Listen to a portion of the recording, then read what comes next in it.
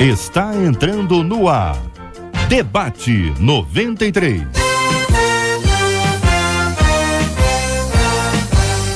Realização 93 FM. Apresentação J.R. Vargas. Alô, meu irmão! Alô, minha irmã! Já chegou J.R. Vargas! Estamos de volta, começando aqui mais uma super edição do nosso Debate 93 de hoje, nessa quarta-feira, dia 13 de janeiro de 2016. Que a bênção do Senhor esteja aí sobre a sua vida, sobre a sua casa, sua família, seu trabalho, sua igreja. Que a bênção do Senhor esteja com você, onde quer que você vá, onde quer que você esteja. Receba o carinhoso abraço em nome de toda a nossa equipe e vamos juntos para fazermos aqui mais uma super edição do nosso Debate 93 de hoje. Você liga, você fala com o Debate 93. Fale com o Debate 93. 2461-0093. E-mail debate@radio93.com.br. Facebook Rádio 93 FM. Site www.radio93.com.br. Fale com a 93 pelo WhatsApp 96803-8319. 96803-8319. A mesa com a gente hoje no Debate 93, o pastor Hélio André, da Igreja Batista Nova Filadélfia, no Grande Rio. Reverendo Evaldo Beranger, da Igreja Presbiteriana Luz do Mundo, em Laranjeiras. Pastor José Derivaldo, da Assembleia de Deus, na Ilha do Governador. Todo mundo já aqui no nosso estúdio, estamos prontos para mais uma super edição do nosso Debate 93 de hoje. A gente começa a partir de um e-mail encaminhado por uma de nossas ouvintes, um e-mail encaminhado, onde ela diz assim: não consigo entender a atitude de Deus na época de Moisés. Ela faz um recorte nessa história bíblica e ela vai citando um episódio e a partir desse episódio há uma reflexão. Por exemplo, se a vontade de Deus era tirar o povo do Egito, por que a Bíblia diz em Êxodo 7 que Deus endureceu o coração de Faraó? A pergunta dela é essa: se Deus queria tirar o povo do Egito, por que Deus endureceu o coração de Faraó? É o que ela cita, pergunta que ela faz. Ele mesmo endureceu ou apenas permitiu que esse coração se fechasse sozinho? Qual é o propósito divino nisso? Não seria mais fácil e menos dolorido tirar o povo de uma vez? Pegar o povo do Egito, tirar do Egito e botar na terra prometida de uma única vez, ao invés de ficar peregrinando, deserto, 40 anos. Em contrapartida, o coração do povo de Israel não parecia mais duro que o coração do próprio Faraó? Pergunta que ela faz. Hoje, na chamada época da graça, os corações endurecem sozinhos ou Deus continua endurecendo corações? O que você acha? O que você pensa sobre esse assunto? Tem gente que tem um coração duro. Eu disse, fulano tem um coração duro, uma pessoa que tem um coração duro, a pessoa não aceita nada, uma palavra, não é uma pessoa sensível. Ao mesmo tempo, tem outras pessoas que são sensíveis, ou aparentemente o são. O que pensa você sobre esse assunto? Eu quero ouvir a sua opinião e a sua participação através dos canais que você tem, o nosso 24610093, 24610093. Você pode mandar o seu e-mail para debate@radio93.com.br, debate@radio93.com.br, o nosso site radio93.com.br, e até câmera, a câmera 93 para você clicar e assistir com imagens o Debate 93 de hoje. Tem o nosso site debate93.com.br e tem o nosso WhatsApp 96803-8319. É quente, minha gente. Este é o Debate 93 com J.R. Vargas na 93 FM. Pastor Hélio André, eu começo ouvindo o querido irmão, o ouvinte fala e o irmão destacou se a vontade de Deus era tirar o povo do Egito, porque a Bíblia diz em Êxodo 7 que ele endureceu o coração de Faraó, e o versículo a que se refere ao ouvinte é o versículo 3. Eu, porém, endurecerei o coração de Faraó e multiplicarei na terra do Egito os meus sinais e as minhas maravilhas. É a citação que faz a nossa ouvinte. Queremos ouvir a sua opinião. Bom dia, bem-vindo. Bom dia, JR, bom dia aos nossos amados ouvintes ligados na Melhor. É um prazer mais uma vez estar aqui com os irmãos, ladeado por pessoas tão abençoadas que com certeza vai elucidar aquelas dúvidas que pairam no nosso coração com relação à palavra de Deus. Eu creio que o nosso Deus, ele trabalha por propósitos, e há pelo menos 4 propósitos a serem ressaltados, claros aqui. Na verdade, o endurecimento do coração de Faraó, nós vamos observar que ora a Bíblia fala que Deus endureceu e que ora a Bíblia fala que Faraó endureceu o seu próprio coração. Êxodo 8 e tantos outros textos que a gente pode ressaltar aqui. Mas o propósito principal era, óbvio, libertar o povo de Israel do Egito, né? Deus queria construir a sua nação, e havia um princípio, havia um propósito dele estabelecer essa nação como uma nação guia das nações. Então Deus havia a necessidade de cumprir a promessa feita, ora feita a Abraão, Isaac e Jacó, né? E com o surgimento do novo faraó, que não tinha o amor que o antigo antecessor tinha pela vida de José e sua família, que cresce de uma forma abençoada na terra de Gósen, ele então se levanta com medo até de que esse povo que crescia tanto pudesse insurgir e tomar o Egito. Outro propósito é que para o próprio povo de Deus, Deus queria se revelar a um povo que está há 400 anos no cativeiro. Um povo que todo dia vê os deuses do Egito operando, porque a magia, o ocultismo, o poder satânico no Egito era premente, era real, era visível, estava em loco. Tanto estava em loco que os mesmos sinais que Moisés faz, os magos do Egito faziam também, faziam semelhantes. Então havia um poder das trevas de uma primacia muito grande no Egito. E aí Deus queria então, primeiro, destronar a idolatria. Segundo, se revelar ao seu próprio povo. Terceiro, tirar o povo dali. E quarto, dizer que ele era Deus acima de todos os deuses. Que ele era Deus acima de Faraó, que era filho de Ra, né? O Deus Sol.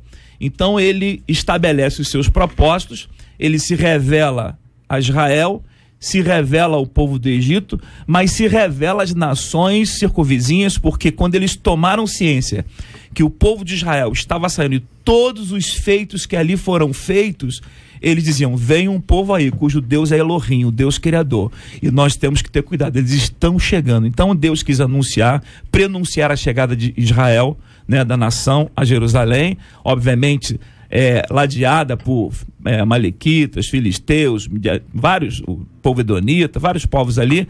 Então eu acho que os propósitos de Deus estavam aí. Interessante que para cada praga se atacava uma divindade do Egito, né? Eu posso, só para guiso de conhecimento pessoal, a do sangue no Nilo, a Hapi, que era o deus do Nilo, também tido como deus da fertilidade. A da Ram, a deus Elkti, que era tida como a deusa da ressurreição também. Do piolho era a magia do deus Tote. Os magos do Egito pegavam o pó da terra, um pó especial que eles usavam para as artes secretas, e lançavam esse pó, e esse pó era mágico. Esse pó, ele trazia magia para o Egito. Tanto é que Moisés faz a mesma coisa, lança o pó ao ar e os piolhos então tomam conta do Egito, né? A da mosca, que fala sobre a separação, interessante, que a mosca só ataca os egípcios e não ataca o povo de Israel. Então ele está atingindo diretamente ao deus Pitá, que era para eles, e o Tote, que era para eles o criador do universo. É Deus agindo no universo. Eu vou colocar mosca nessa região e não vou colocar mosca nessa região. Quer dizer, eu controlo o universo. Eu estou acima desse Deus, né? A peste dos bois, que vai trabalhar o deus Apis, né? E a deusa sagrada de Mênfis, né? Que era a deusa do gado. Também tem o deus Nut, que imagina como se uma vaca estivesse nas estrelas na sua barriga.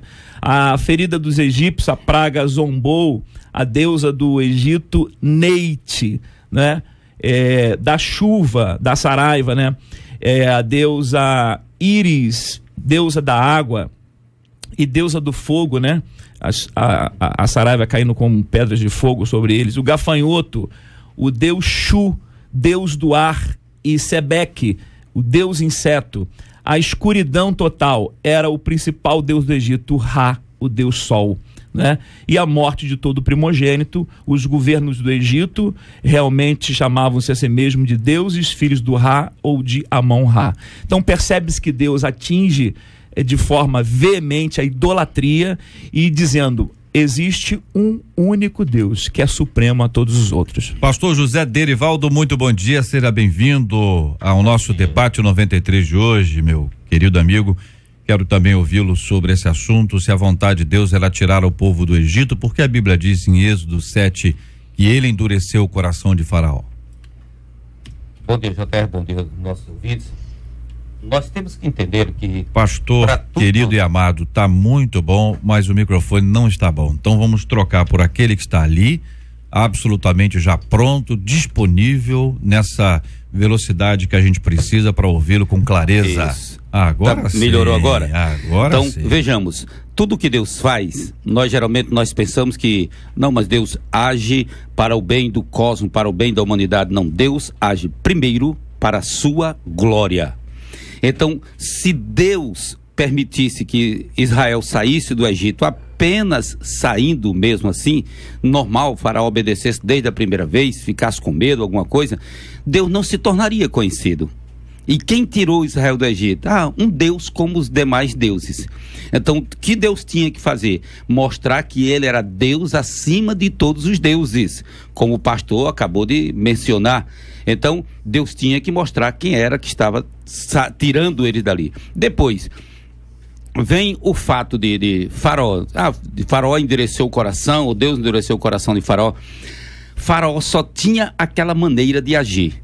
Se Faraó deixasse os hebreus saírem desde da primeira ameaça, o que ia acontecer? A história ia contar ter ele como um fraco, que saiu, vamos dizer assim, permitiu uma coisa sem lutar. Então o que Faraó fez? O normal, ele lutou até o fim. Ele só se rendeu quando todas as forças foram quebradas. Então, o faraó agiu corretamente? Sim. Ele agiu como um monarca. Ele não podia se render diante de qualquer ameaça. E Deus fez assim para quê? Deus fez assim para que ele se tornasse conhecido. Deus com isso estava mostrando a autoridade, o poder dele sobre todos os deuses aos quais os egípcios se curvavam. Deus mostrou que subjugou todos eles. Então, o propósito de Deus em todas as coisas que faz, mostrar a sua glória.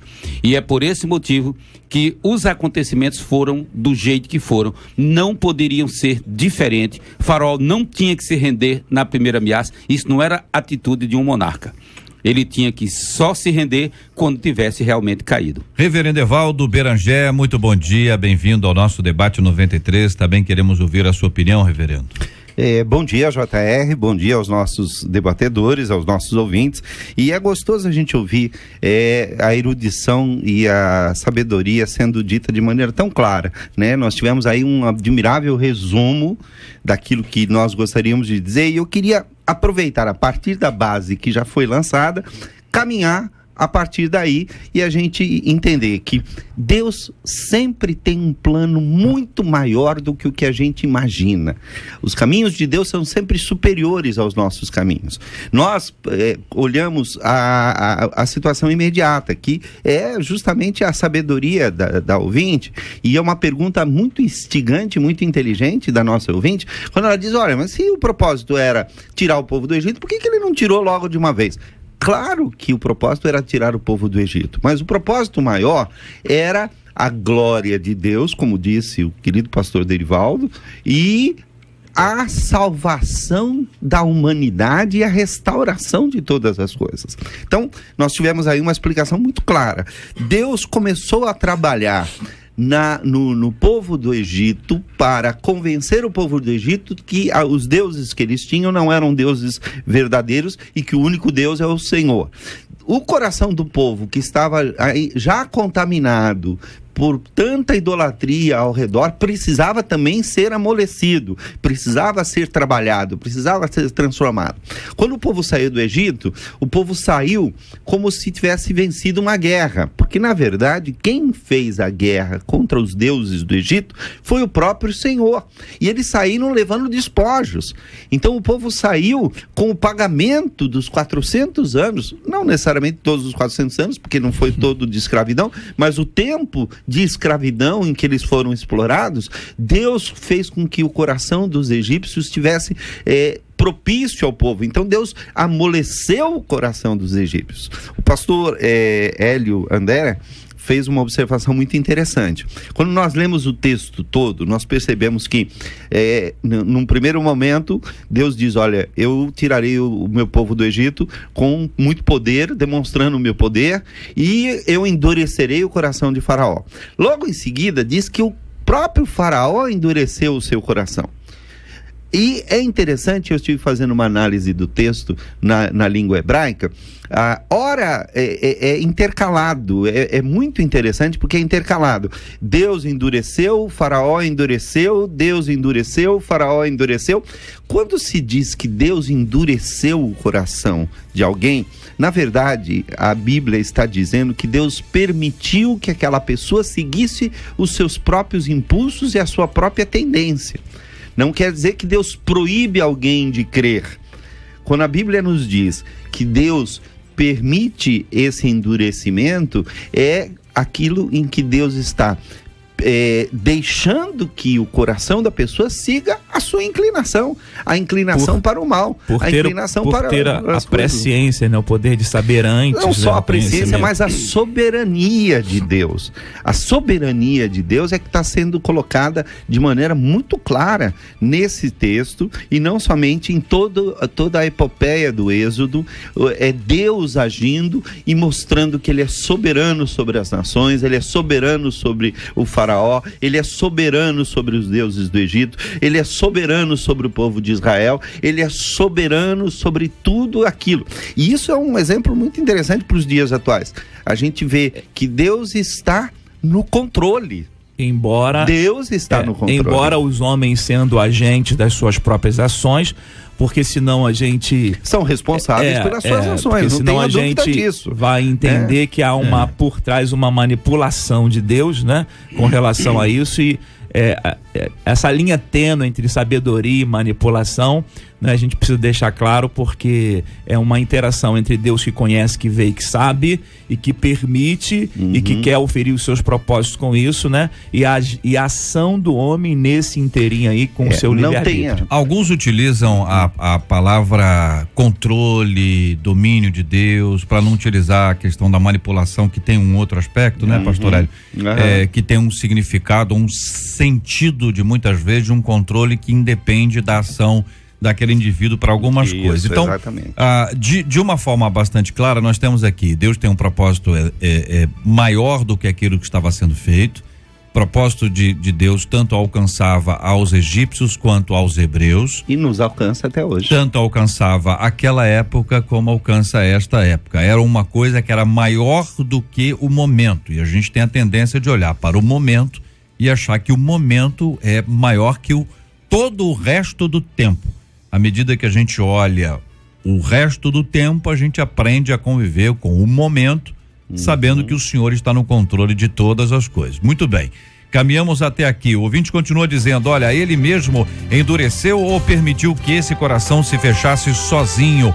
Qual o propósito divino nisso? Não seria mais fácil e menos dolorido tirar o povo de uma só vez? E que isso não aconteceu de uma só vez. Em contrapartida, o coração do povo de Israel não parecia mais duro que o coração de Faraó?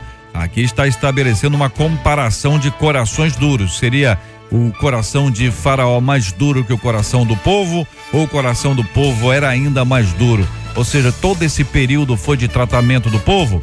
Hoje, na chamada época da graça, os corações endurecem sozinhos ou Deus continua endurecendo corações? Que pensa você, querido ouvinte? Eu quero ver a sua opinião e a sua participação aqui no nosso Debate 93 de hoje, na Rádio 93 FM. Você ouve Debate 93 com J.R. Vargas. Nós vamos a Trindade São Gonçalo, a nossa equipe de promoções da 93 FM está lá, a nossa querida Viviane, a promoção é muito especial em Trindade São Gonçalo. Viviane, bom dia. Bom dia, JR, bom dia aos nossos queridos ouvintes, aos debatedores. Como você falou, realmente estou aqui em São Gonçalo, em Trindade, exatamente na Praça de Trindade, próximo ao ponto final do ônibus Coeso. Praça de Trindade, próximo ao ponto final do ônibus Coeso. Eu estou numa van super adesivada, não tem como não me achar. É o seguinte, as 12 primeiras pessoas que chegarem até o carro de promoção e disserem uma senha que eu vou passar já, vão ganhar um panetone, língua de gato da Copenhague delicioso, JR. É o seguinte, a senha é a seguinte. Eu curto o debate 93. Basta chegar aqui e dizer, eu curto o debate 93 e leva para casa esse panetone delicioso, língua de gato da Copenhague. Olha, então vamos repetir o endereço exato, Vivi. Vamos repetir. Eu estou na Praça de Trindade, próximo ao ponto final do ônibus Coesa, em Trindade, São Gonçalo. Muito bem. Praça Aí de Trindade, próximo ao ponto final do ônibus Coesa, em Trindade, São Gonçalo. tá com o carro adesivado, né? O adesivo Exatamente. da rádio, que é uma van maravilhosa que o povo de Deus já conhece muito bem. A partir dessa definição geográfica, o povo chega e fala, eu curto o debate 93. E ganha ou concorre? Ganha, é só chegar e falar, eu curto o Chega e debate ganha! e leva pra casa. Ê, benção pura, Viviane. Maravilha, a promoção da 93 FM hoje. Um abraço para o povo querido de Trindade, acompanha. Que povo maravilhoso, como temos igrejas abençoadas e um povo de Deus generoso, carinhoso, que nos prestigia com a sua audiência em Trindade e São Gonçalo. Vivi, obrigado, Vivi. Obrigada aí, José. Um beijo para todos aí da 93 FM participando com a gente. A senha é essa, eu curto o debate 93. Eu curto o debate 93, você já vai levar de presente. É muita benção, olha aí, ó. Livre, me deixaste livre, Senhor. Aproveitar para fazer a nossa pesquisa de hoje, ô Marcela Bastos, muito bom dia. Bom dia, J.R. Vargas, ouvintes e debatedores. E como disse a música aí, alguma vez você já teve dúvida do porquê Deus teria endurecido o coração de Faraó? 65% dos ouvintes por telefone disseram que nunca tiveram essa dúvida, não. Mas 57% deles no site já tiveram essa dúvida. É sim. muito interessante a dúvida. Muito obrigado a você, ouvinte amado, participando com a gente aqui no nosso debate 93 de hoje. E aí, vamos entrar nesse ponto aqui. Qual o propósito divino nisso tudo? Pastor José Derivaldo. Queridos, vamos entender logo um ponto. Quando nós dizemos o seguinte, Deus endureceu o coração de Faraó, ou Deus continua endurecendo os corações hoje, nós temos que lembrar uma coisa: para o ser humano afundar em si mesmo, afundar em desoriginalidades, em perversões, ele não precisa de ajuda de ninguém. Por quê? Nós percebemos lá em Romanos, no capítulo 1, como é que acontece. A pessoa tem a oportunidade de glorificar a Deus e o que ele faz? Ele se apega ao interior dele. Cada milagre que Deus fazia, cada intervenção que Deus fazia lá no Egito, era uma oportunidade de todo mundo ver e se curvar diante de Deus. E o que eles faziam? Eles se apegavam a justamente o que eles tinham. Eles se apegavam aos valores nacionais, à questão do poder, vamos dizer assim, a questão de honra. Não vamos nos render agora, é pouco para nos render. O que acontece com o ser humano nos dias atuais? Nos dias atuais é a mesma coisa, nós vemos em Romanos, o ser humano tem a oportunidade, mas ele não se volta para Deus. Ele volta para quê? Para ele mesmo. Então, se Deus entregar, deixar o homem entregue aos seus próprios sentimentos, à sua sensibilidade, à ação dos órgãos do sentido, o ser humano vai sofrendo alquimias por causa do pecado que está dentro dele, e ele vai simplesmente desenvolvendo cada vez mais perversões. O que é que socorre o ser humano? É alguma coisa que nós poderíamos chamar de a graça comum de Deus. Deus não tem interesse em deixar o ser humano se perverter totalmente. Exatamente. E o que Deus faz? Deus faz intervenções. Através de quê?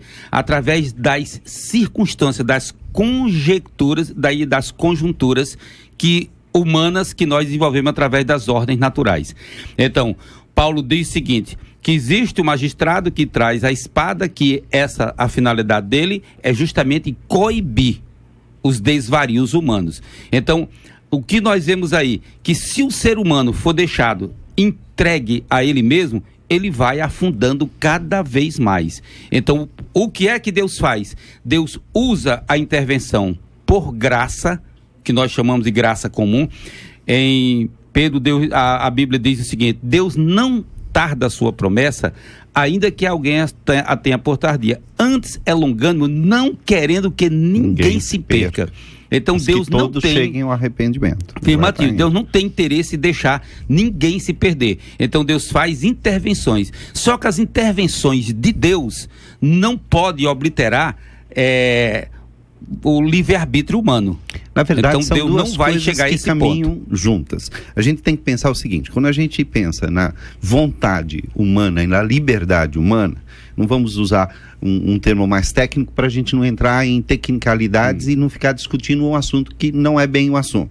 Mas quando nós falamos em liberdade humana, nós temos que pensar que a liberdade humana e a soberania de Deus trabalham como se fossem dois trilhos sobre o qual a salvação vai caminhar. Então, a salvação, ela caminha sempre apoiada na soberania de Deus e na liberdade humana. A gente poderia até dizer de maneira mais ampla que é a liberdade de Deus, que é todo poderoso, e a liberdade do homem, que tem o seu poder limitado. Estas duas coisas estão sempre presentes todas as vezes em que a ação de Deus se manifesta. No caso de Faraó e dos egípcios e dos israelitas, nós temos aí 3 públicos distintos, aliás 4, se nós incluirmos as nações ao redor, onde Deus está atuando. A mesma graça demonstrada para Faraó é demonstrada para os egípcios e é demonstrada para os israelitas, e ouve-se falar dela pelas nações ao redor. O efeito em cada um deles é diferente. Deus está derramando a sua graça, Deus está agindo de maneira poderosa, Deus está mostrando a sua soberania, o coração de Faraó se endurece, o coração dos egípcios começa a ceder e começa a criticar o próprio Faraó, deixa esse povo embora e tal. O coração dos israelitas começa a perceber e fala, olha, o nosso Deus é um Deus soberano, é um Deus que está acima de todos os deuses. E isso provoca temor entre as nações. Então, se a gente ficar se atendo simplesmente à discussão de que quem foi que endureceu, é Deus que endurece ou não, a gente vai cair na mesma discussão do caso de Jó.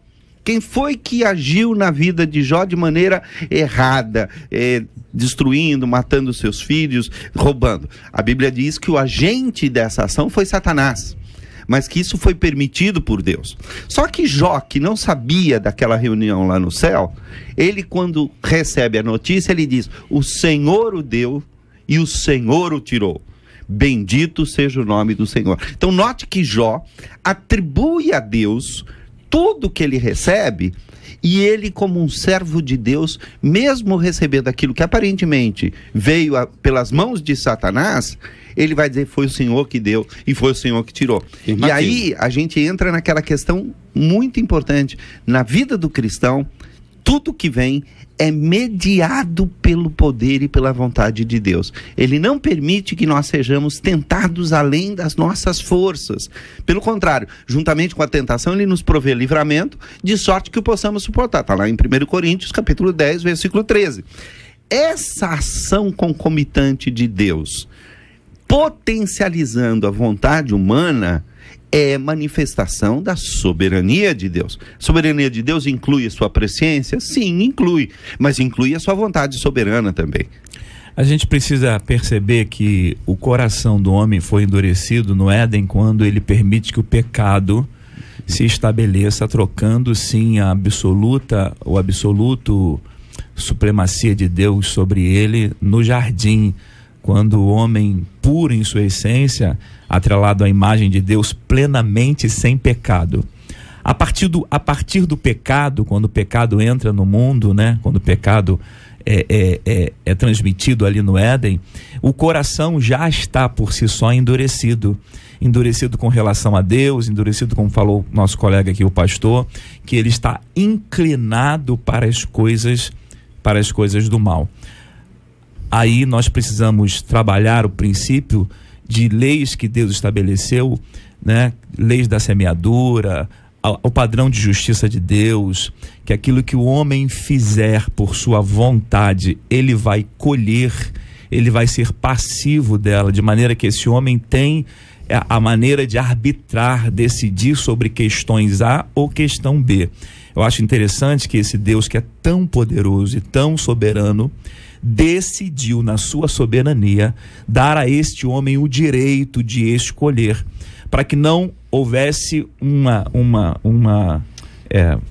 um segmento cego, né? Para que esse homem não fosse a ele cegamente ou pela força dele obrigado a ir. Então esse homem tem esse direito, claro, na palavra de Deus, né? De escolher. Esse direito é tão forte, que a Bíblia vai dizer que ele veio para os que eram seus, mas os seus não o receberam. Deixa eu ver se eu entendi. Mas a todos quanto receberam, deu-lhes o poder de serem feitos filhos de Deus. Então, à medida que você tem uma inclinação, o indivíduo é marcado pelo pecado, e as suas escolhas de vida, se forem seguidas pelo seu próprio instinto ou pela sua própria inclinação, elas serão escolhas ruins. A única chance do indivíduo fazer escolhas que não sejam ruins são escolhas que Deus de alguma forma produz, né? Orienta, instrui, abre as portas e mostra. Se esta é uma consideração adequada aqui, o coração de Faraó se endurece à medida que Deus deixa de influenciá-lo positivamente. Exatamente. Como se Deus estivesse deixando o Faraó consigo mesmo. Né?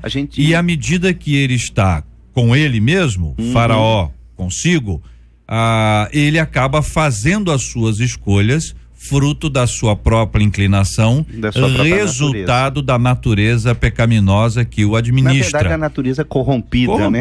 Pecaminosa. Pecaminosa. Aí quando você tem a ação, se há alguma ação boa, essa ação é fruto da ação de Deus. A ideia de que as coisas boas, elas decorrem de um Deus bom.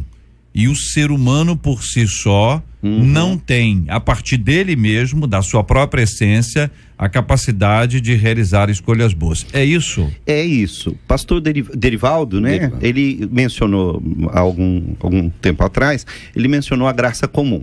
A gente precisa entender que na teologia, quando a gente estuda, embora a Bíblia não use esses termos, mas a teologia usa para poder explicar, quando ela fala de graça comum, ela está falando da graça superveniente, quer dizer, aquela graça que atinge a todos os seres humanos e que está disponível para todos. Mas a Bíblia também fala da graça especial. Por exemplo, no caso de Lídia, vendedora de púrpura, que lá no livro de Atos está lá na beira do rio e Paulo vai e prega o evangelho, a Bíblia diz: o Senhor lhe abriu o coração para entender as coisas que Paulo estava dizendo. Nós temos os dois malfeitores que são crucificados, um ao lado direito, outro ao lado esquerdo, e a Bíblia diz que quando a presença de Cristo se manifesta, um deles tomou a decisão de zombar juntamente com os outros. O outro tomou a decisão de se arrepender e colocar-se diante do Senhor. Então nós temos aí uma ação da graça especial de Deus. A graça especial de Deus, ela propicia ao coração esta abertura para que a pessoa tome uma decisão diante da graça maravilhosa de Deus. À medida em que Deus deixa a pessoa a sua própria corrupção, ela vai decidir soberanamente contra Deus. Se Deus intervier e agir com a sua graça especial, ela vai decidir soberanamente a favor da presença de Deus. Em todos os casos, Deus é tudo em todos e é Ele quem coloca. Romanos vai falar sobre isso e vai citar exatamente esse caso. Ele vai dizer que para que prevalecesse a vontade de Deus quanto à eleição, quanto à ação soberana de Deus, ele endureceu o coração de Faraó e diz: terei misericórdia de quem me aprover ter misericórdia. A graça... portanto, ele endurece a quem quer e também permite a quem quer. Agora, isso é muito difícil de entender. Nós precisamos aceitar o que a Bíblia diz. A Bíblia diz isso. E quem sou eu para dizer que Deus não é soberano? O que nós temos que entender é o seguinte: o homem, ele está caminhando e ele está fazendo aquilo que é da natureza dele. Exatamente. Aquilo que vem da essência dele.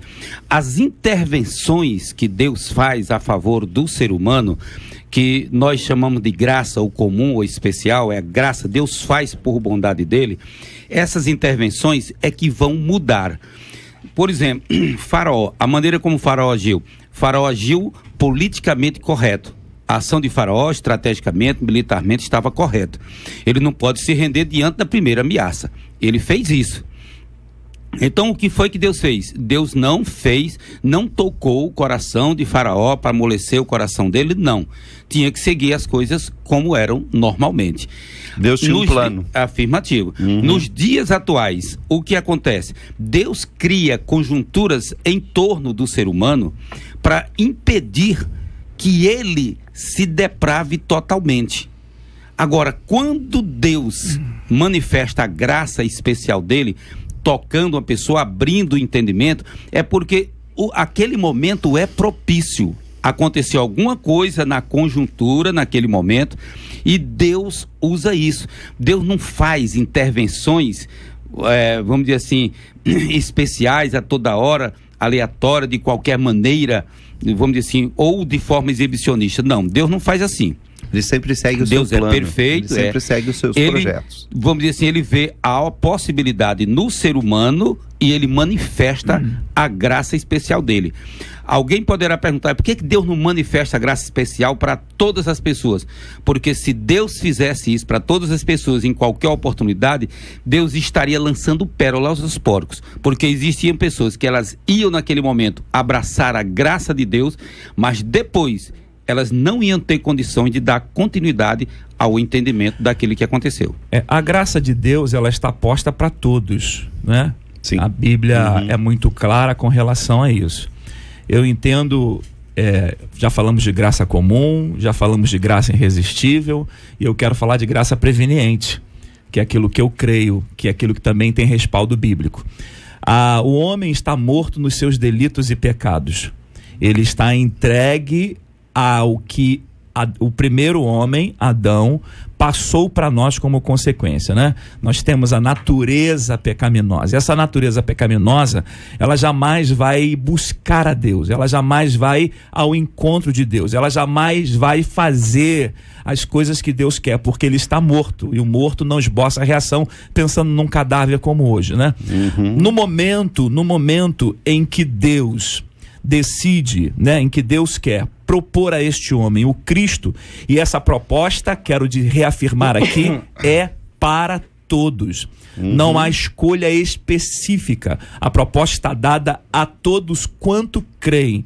Essa graça levanta esse defunto e permite a esse defunto, então, entender que ele pode fazer a escolha, o aceite. Ele pode exercer o arbítrio que Deus, o soberano Deus, concedeu a ele, né? Eu penso muito num Deus que não quer ninguém ao seu lado, forçado, obrigado, né? Escolhido ao seu bel prazer. Não, esse Deus quer pessoas que digam, eu o quero. Agora, a ação da salvação é total de Deus. A ação da regeneração é total de Deus. A ação da justificação é total de Deus. A obra está consumada, não é meritória, né? Ela está sobre nós pelo mérito de Cristo, e eu não preciso fazer nada por ela, eu só preciso dizer assim, eu o recebo, eu reconheço que eu sou um pecador, eu reconheço que eu preciso de perdão, eu reconheço que eu andei errado, eu confesso diante do Senhor e eu lhe quero. Esse aceite é maravilhoso, porque a esse homem também, no aspecto da soberania de Deus, foi lhe dado o direito de escolher. Por quê? Se há julgamento, há direito de escolha entre um lado e outro. Senão, qual o motivo do julgamento? Se alguém só tem o direito de escolher um lado e não outro, ou se foi eleito para um lado e não outro, por que ser julgado então? Né? Não há motivo do julgamento aqui, não é verdade? Na verdade, nós estamos concordando. É exatamente isso. Porquanto a graça de Deus se manifestou salvadora a todos os homens. a graça de Deus se manifestou salvadora a todos os homens. A questão da eleição ou não é uma questão que está dentro da soberania e do entendimento de Deus. A gente não entende exatamente como é que as coisas acontecem. A verdade é que a palavra de Deus trata desse assunto. A gente precisa ter muita humildade. Calvino, quando vai tratar desse assunto, ele usa uma expressão interessante. Ele diz assim, olha, quando vamos tratar da soberania de Deus, nós temos que ser como Moisés diante da sarça ardente. Temos que tirar as nossas sandálias, porque o terreno em que nós estamos pisando é santo. Não podemos atribuir a Deus nenhuma rejeição ao ser humano, mas sim o amor salvador de Deus sendo manifestado a todos os homens, e este amor salvador se manifesta pela graça, e não tenha dúvida. Daí é um Deus que não excepciona ninguém. Deus não faz acepção de pessoas. Exatamente. Isso é muito claro. Isso é muito claro. Deus não vai dizer para ninguém, Senhor, eu quero tanto crer em ti. Não, você eu não quero que creia. Você vai para o inferno porque eu determinei que vai ser assim. Não, a Bíblia é muito clara que ela destinou o homem para a salvação, mas o homem que se meteu em muitos apuros. A Bíblia é clara também quando ela diz que ela deixa que os homens sigam as suas inclinações em alguns casos. Em outros casos ele faz uma intervenção, a graça preveniente é aplicada a essa pessoa, porque a graça superveniente, aí são dois nomes diferentes para as mesmas coisas que nós estamos dizendo. A graça superveniente é chamada de graça geral, ou graça abrangente para todos, e a graça preveniente é aquela graça que vem previamente destinada àquele homem, que é o que nós chamamos de graça salvadora, ou chamada eficaz, que é o que a teologia ensina. Então, nós estamos caminhando juntos. Estamos caminhando juntos aqui. É verdade que existem nuances de entendimento, cada um tem uma visão que já vem da sua própria história teológica e tal, mas se nós olharmos bem, essas duas coisas, elas se encontram no infinito em Deus. Com certeza. E não há dúvida de que Deus quer a salvação de todos os homens. Em nenhum momento, uma pessoa que realmente conhece o que a Bíblia diz, mesmo lendo alguns textos que parecem perturbadores, né, como, por exemplo, o texto de Romanos, que diz assim, olha, porque a Escritura diz a Faraó, para isso mesmo te levantei, para mostrar em ti o meu poder e para que o meu nome seja anunciado por toda a terra. Logo, tem ele misericórdia de quem quer e também endurece a quem lhe apraz. Eu não posso apagar isso da Bíblia.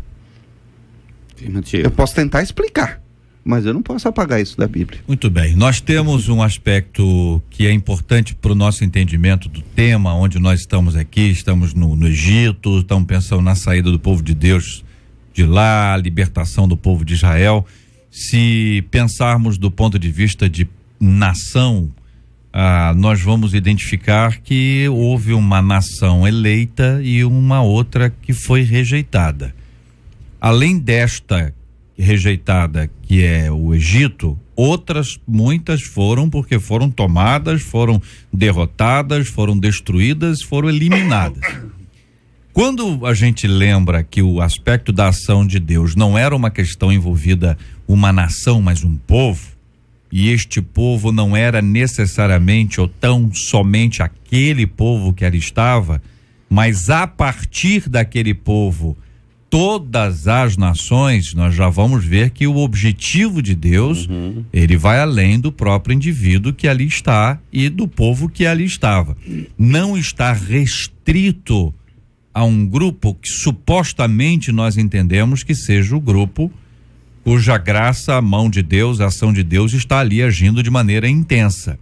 Nossa visão vai sendo ampliada. Nínive é prova disso, né? Nínive é prova disso. Muito bem lembrado. E Deus usou, por exemplo, Ciro em algumas ocasiões, porque visava a sua glória. E Nabucodonosor? Deus entregou nas mãos de Nabucodonosor. Não resta dúvida. Quando o povo, veja bem, o povo sequestrado, o povo é levado cativo, muitos morrem, não é? E você tem tudo isso, mas você vê uma ação de Deus que vai visando uma ação muito mais ampla, que a nossa limitação impede ou nos impede de enxergar aquilo que está além dos nossos olhos. É uma tendência humana, uma fraqueza que nós temos. Uma limitação. A vantagem é que a história comprova outra coisa. É verdade. Quando a gente olha para trás e vê a história bíblica e a história humana, nós vamos ver a ação de Deus diversas vezes, as manifestações, a graça de Deus, o amor de Deus, com aquele propósito. Há uma vontade de Deus estabelecida e isso tem a ver com a glória de Deus, que não tem nada a ver com vaidade divina. Isso é uma questão que deve ser compreendida, que são coisas completamente diferentes. É que a glória de Deus redunda em salvação para a humanidade. A glória de Deus é o bem maior para a humanidade, porque quando Deus é glorificado, a humanidade é abençoada. E uma coisa que o JR falou e que acho que a gente apenas afinando o discurso, embora o povo tenha sido rejeitado e um outro povo tenha sido escolhido, no entanto, dentro do povo escolhido, há pessoas que rejeitaram a Cristo, ou rejeitam a Deus, e dentro daquele povo que aparentemente foi rejeitado, o povo do Egito, muitos se converteram. Alguns, inclusive, saíram como povo de Israel. Aqueles que foram destruídos, muitas nações, os edomitas, os amalequitas e tal, Deus tem os seus escolhidos e tem aqueles que creram nele, justamente pela manifestação da sua graça. Então, quando se diz assim, um povo foi rejeitado, não quer dizer, olha, não, você, peraí, deixa eu ver na sua ficha aqui, não, você é amalequita, você não pode entrar aqui. Não, mas eu criei no Senhor, eu aceitei. Não, Raabe, além de ser prostituta, era da nação ou da cidade que iria ser destruída por Deus. E, no entanto, Deus... Foi aceita pela graça. Ela foi aceita pela graça. A temeridade, e veio fazer parte da genealogia de Cristo. A temeridade é incluir no poder soberano de Deus todas as coisas, né? Deus é soberano, absoluto, sua vontade, os seus propósitos serão cumpridos independente do querer do homem, o homem não intervém nisso. Mas esse mesmo Deus soberano se permite. É verdade. E isso é fantástico, né? E ele decide dar a liberdade. Ele decidiu, está no poder soberano, a decisão é dele. Mas ele se permite, né? Várias vezes Moisés interviu com Deus e Deus se permitiu. Isso que é fantástico, porque assim, um Deus que é tão poderoso, que cria uma criatura tão inferior. Sobre esse poder subplujado dessa criatura na sua totalidade, faria sim de nós meros espectadores. Exatamente. Não é? E Deus escolheu que não seria assim. Deus escolheu que não seria assim. Esse ponto que eu queria só ponderar. Ele escolheu que nós não seríamos robôs. Temos que olhar o seguinte, o que era que Deus estava rejeitando nos egípcios? Nós vamos olhar os egípcios como um povo. Então, uma nação, ela vai desenvolver uma maneira de ser. Vamos dizer assim, um nomos, um modo específico de ser. Esse nomos vai acabar modelando uma essência. Em essência, se é desta maneira. Mesmo que depois se crie determinadas conjunturas políticas, mas o nomos daquele povo, a essência daquele povo, tem uma maneira de ser. O que foi que Deus fez? Deus puniu, rejeitou, mostrou, demonstrou a reprovação dele pela estrutura política e social que existia no Egito e também pelo nomos desenvolvido por aquele povo. Não necessariamente pelos indivíduos. Afirmativo, não pelas pessoas. Que Deus queria quebrar. Deus queria quebrar a estrutura sociopolítica e o nomos essencial daquele povo. Mostrando o quê? Que não ia levar a bom termo, não ia ser bom para aquelas pessoas. Excelente. Então, o que nós vemos Deus fazendo intervenção? Nós vemos também na história de Israel. Deus chamou Israel para que Israel mostrasse ao mundo toda a glória dele. O que Israel fez? Desenvolveu um chauvinismo nacionalista tremendo e não queria a glória de Deus nas outras nações. O que Deus fez? Deus cumpriu o plano dele, espalhou ele em todas as nações. Você vai ver que, por ocasião do dia do Pentecostes, tinha judeu do mundo todo que vinha para a festa de Pentecostes. Então, o judaísmo tinha se estabelecido, se espalhado no mundo todo. O que os judeus não quiseram fazer por eles mesmos, Deus fez. Espalhou eles em todas as nações. Todas as nações tinham a esperança do Messias. Glória a Deus. E no dia de Pentecostes estava todo mundo lá. E todo mundo teve, vamos dizer assim, ouviu o discurso e viu que se tratava do Messias. O que Deus fez? Deus cumpriu o plano dele. Deus é soberano. Agora, como é que depois Deus foram faz? dispersos de novo, né? E a dispersão redundou em salvação por mundo todo, né? E quando Deus depois dispersa eles outra vez, Deus tinha um plano justamente nessa dispersão. E quando dispersou os cristãos também, para poder... Se Deus não tivesse destruído todos. Jerusalém, teria desenvolvido o cristianismo, um chauvinismo também tremendo. Exatamente. Você percebe que os cristãos de Jerusalém discriminavam os cristãos de outros lugares. Você percebe ali, Você já quando imaginou? Paulo relata ali em Gálatas, nós vemos também E a em missão, Atos.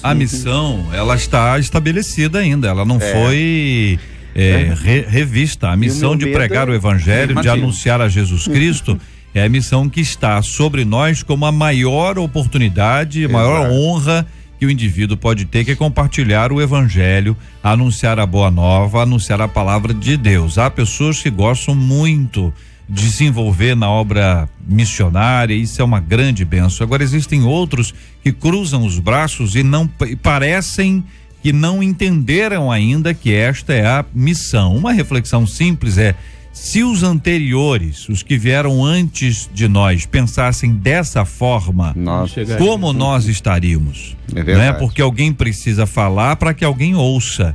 E nós precisamos compartilhar a partir do que nos ensina a palavra de Deus, e exatamente por conta disso que nós vamos entender que o objetivo de Deus é que nós anunciamos o seu nome, que a glória do Senhor Deus seja manifestada, seja concretizada, porque a glória de Deus se manifesta de diversas formas, e uma delas é na paz profunda que o indivíduo pode ter, na alegria que vem do nosso Deus, na esperança que se renova, na salvação, na vida eterna, na certeza de que este tempo passa, mas que haverá uma eternidade inteira onde nós vamos estar na presença do nosso Deus e Pai. Não deixe de anunciar o evangelho, porque o evangelho vai tirar as pessoas do cativeiro, do pecado, de uma escravidão hostil que deixa a pessoa vivendo de uma maneira triste, como se não tivesse nenhuma outra oportunidade de sobrevivência.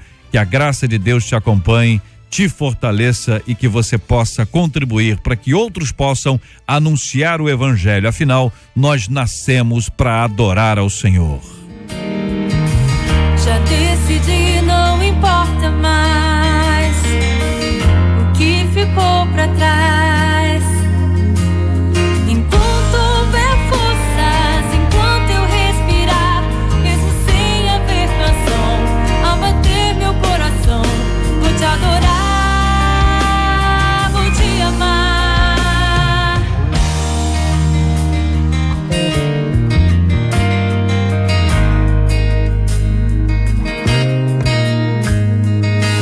Já decidi, não importa mais o que ficou pra trás.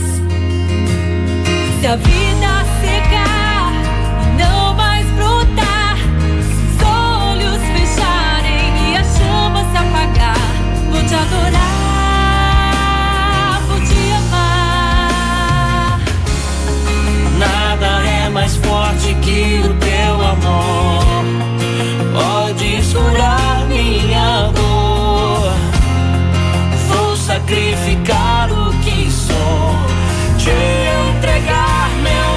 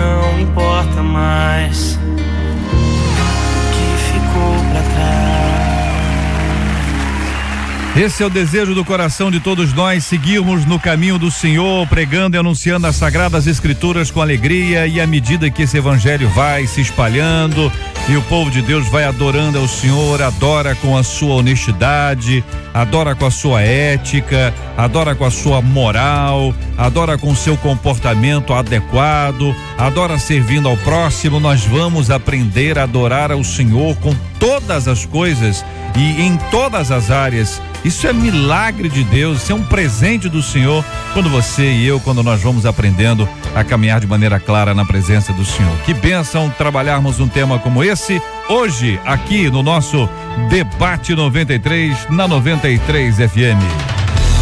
Estamos juntos no Debate 93. Pesquisa 93. Alguma vez você já teve dúvida do porquê Deus teria endurecido o coração de Faraó? 75% dos ouvintes por telefone disseram que não, mas 61% deles no site afirmaram que sim. Muito obrigado, Marcela Bastos. Obrigado a você, ouvinte amado, participando conosco do nosso debate de hoje. Na 93 FM, J.R. Vargas. E o Debate 93. Outro ouvinte dizendo, minha gente, mamãe sempre foi problemática, mas ao se converter, isso se tornou ainda pior. A atitude dela é de um fariseu, afronta todo mundo e ainda diz que quem tocar nela será amaldiçoado por Deus, já que ela é uma ungida. O que fazer com gente que se esconde atrás da Bíblia para agir como quer, hein? Todos nós temos um pouco de fariseus. Como não cair na armadilha de se achar melhor que todos só porque somos chamados filhos de Deus? Esses e outros assuntos estarão amanhã, se Deus quiser, a partir das 11 horas da manhã, em mais uma super edição do nosso Debate 93. Pastor Hélio André, muito obrigado, querido. Deus abençoe sempre, meu irmãozão. Obrigado, JR. Existe uma pessoa lá de Mesquita, Rogerinho, te ouve todo dia e pedir um abraço. Rogerinho de companheiro. Mesquita. Valeu, Rogerinho. E outra coisa, eu queria deixar uma frase aqui pra você, JR. Eu curto a Rádio 93. Você lembra alguma coisa? Ganhou. Por mim, ganhou. Depende do pessoal aqui. Vamos ver se a turma vai. Um abraço grande à Igreja Batista na Filadélfia. Um beijo no coração e na boca da minha esposa, é óbvio, né? E um beijo a todas as ovelhas também, muito grande. Deus abençoe a todos vocês. Muito obrigado por estar aqui mais uma vez. Reiterar nosso abraço ao povo de Trindade acompanhando a gente hoje ao lado da nossa Wanda 93 FM. Reverendo Evaldo, obrigado, um abraço. Um abraço, JR, é uma alegria estar com você. E eu quero deixar um abraço aqui muito querido para minha sogra, que esteve conosco até a semana passada e está lá em Araraquara, coladinha na internet, ouvindo e participando, a dona Cecília. E a minha mãe querida, que está lá em casa, ouvindo e participando também. Então, a mãe da Bia e a minha mãe estiveram aqui e deixaram um abraço para vocês. Muito obrigado, uma dupla maravilhosa, figuras extraordinárias que eu aprecio muito. Muito obrigado, pastor José Derivaldo, forte abraço, queridão. Um abraço, JR, e eu queria também mandar um abraço para pessoas que estão nos ouvindo, o pastor, o evangelista, o missionário Adão tá lá junto com a irmã Irani nos ouvindo, o irmão Reginaldo tá coladinho na internet lá em João Pessoa, nos arredores de João Pessoa, e os meus alunos do Instituto Bíblico Alétia no núcleo Ibrenjig, na igreja da pastora Léa Mendonça. Um abraço para todos vocês aí, e não vai ter mais reclamação, porque tem sempre reclamação quando não manda abraço pra Olha aí, manda um abraço pra todo mundo, Deus maravilha. abençoe. E a minha esposa, um beijão, que ela também não só está lá ouvindo, ela fica torcendo por mim e olhando a foto na internet e admirando. Não, eu gosto de gente que tem... É isso aí, palavra boa. Maravilhoso. Deixa eu deixar com você, ouvinte amado, também o texto de Hebreus, capítulo 2, versículo 14. Guarde aí, pois a terra se encherá do conhecimento da glória do Senhor, como as águas cobrem o mar. Pois a terra se encherá do conhecimento da glória do Senhor, como as águas cobrem o mar. Que Deus encha o coração de todos nós com a sua doce e poderosa palavra. Vamos orar juntos com o pastor José Derivaldo, apresentando o tema de hoje diante de Deus em oração. Nós vamos orar também pela cura dos enfermos e pelo consolo aos corações enlutados. Oremos. Pai, neste momento nós apresentamos a Ti, Senhor Deus querido, o resultado, Senhor Deus, de tudo que foi falado, pedindo, Senhor, que Tu dê entendimento a todos os nossos ouvintes, para que com clareza, Senhor Deus, possam compreender o Teu plano para cada um deles. E, Senhor Deus, toma nas Tuas mãos as pessoas que estão enfermas neste momento, que estão nos ouvindo. Envia, Senhor Deus querido, uma proteção especial. Senhor Deus, envia neste momento a cada enfermo, Senhor Deus querido, uma palavra, uma ordem, porque em Teu nome nós estamos intercedendo agora. E te pedimos, ó Senhor querido, que Tu visites também cada lar que está nos ouvindo, derramando alegria, paz, gozo e contentamento, para que haja paz em todos os lugares aonde a Tua graça alcançou nesta manhã. Te pedimos, Senhor, e te agradecemos em nome de Jesus. Amém. Que Deus te abençoe. Você acabou de ouvir Debate 93.